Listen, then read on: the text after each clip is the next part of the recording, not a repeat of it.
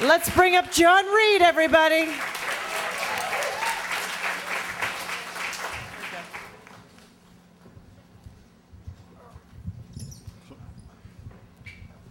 Great, thanks. The middle of the middle of last month, I was making the turn off of 7th Avenue onto 13th Street going towards 6th Avenue. And I go that route so I don't have to walk by the skeleton of St. Vincent's, which always either makes me angry or sad. And as I made the turn, my high school speech and debate coach popped into my mind, because I don't know if other people do this, but on occasion, I just find myself kind of assessing where I am, like in life, you know? And I, for some reason, do it like, what would he think if he saw me now? What would Mr. Vattel think if he saw me now? And and then I thought, I wish I had finished that letter I wrote to him. I graduated from high school in 1983, and 10 years ago, I started writing a letter to him. I just wanted to tell him that I was okay, that I had made it, and that and then I had made it in New York, and I just mean that I had created a life where I have a job that actually does some good on the planet, where I'm doing more good than harm, more good than harm, and but I didn't finish the letter, and then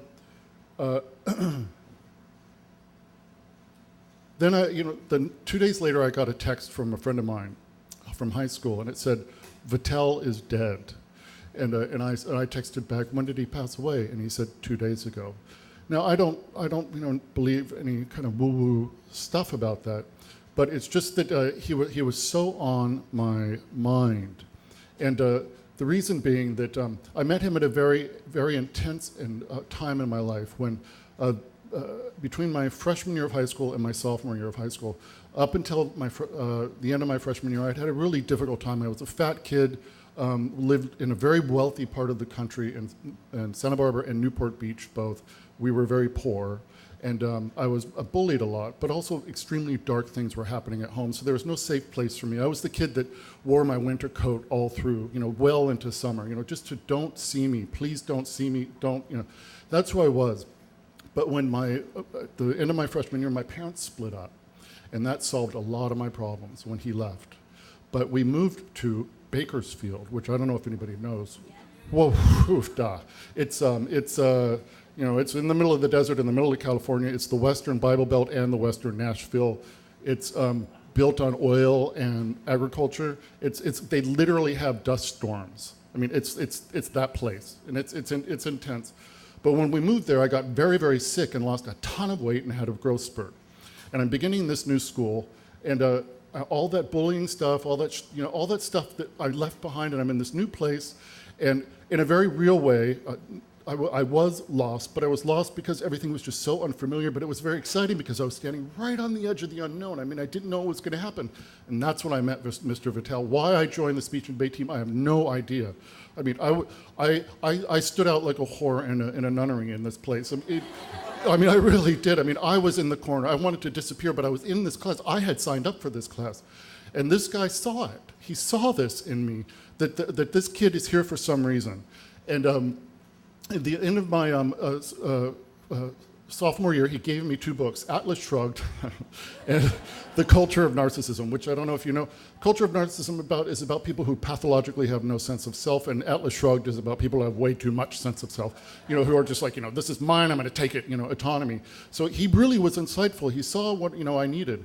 And then for my senior year, I created an oratory with a base where I was John Galt, and I began by saying, I am John Galt, and I described myself. And it was about heroism, and I hung the entire story on Billie Jean King, who had just been forced out of the closet by a palimony suit.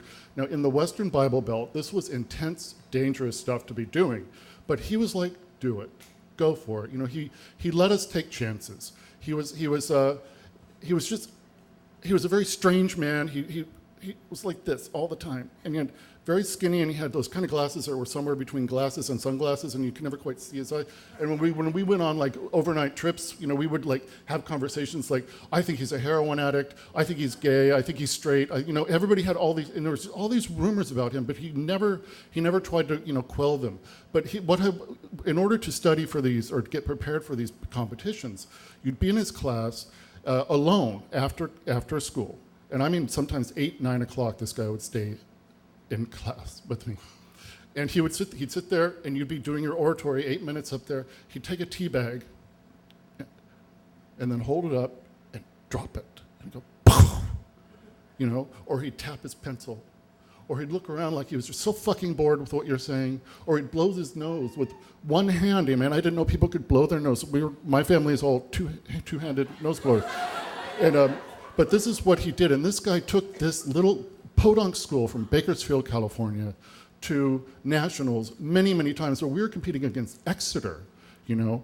And my senior year of high school, I won the state championship in extemporaneous speaking, which may not be clear from what I'm doing right now. But the speech where I was John Galt, I won regionals.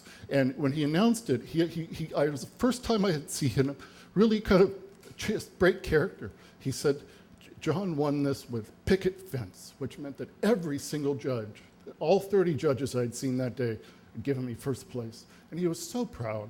And then I placed 11th in the nation with that speech. And at the end of the year, he said, this guy was by far the worst speaker who has ever walked into my class.